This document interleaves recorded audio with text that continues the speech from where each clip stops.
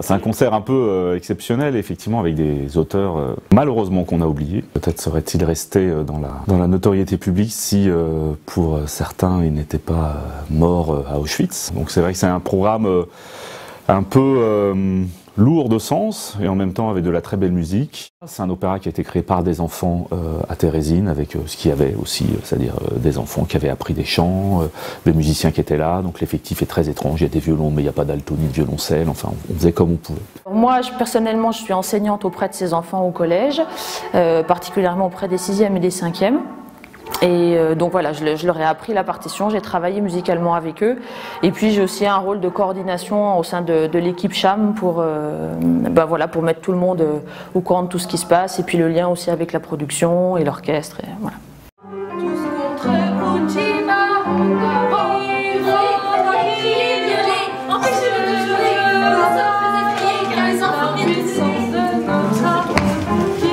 C'est un projet qui rassemble 4 classes qui sont en horaire aménagé, donc au collège Lou Blazer ici à Montbéliard.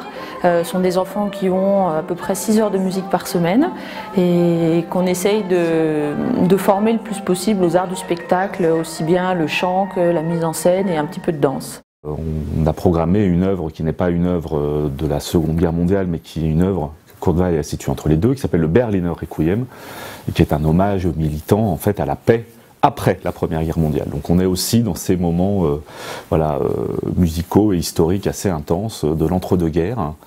Et puis l'orchestre joue 2 pièces, une de Ullmann et une de Schulhoff, qui sont des musiciens extrêmement brillants, qui sont morts en 1943 à Auschwitz, et qui ont composé beaucoup de musique. Et puis, en hommage à un autre compositeur tchèque, lui, notre oboïste solo va interpréter 3 pièces qui s'appellent 3 silences déchirés de Pavel Haas, voilà, une pièce pour hautbois solo de Bruno Giner, qui va s'insérer dans ce programme en mémoire, en hommage et tout en beauté pour ces musiciens dits oubliés. Après, je pense que c'est un programme qui concerne aussi les adultes et au-delà de se dire de venir au concert en se posant des questions existentielles, hein, on n'est pas toujours obligé, mais d'abord de découvrir ces musiciens-là, cette richesse culturelle intense, voilà.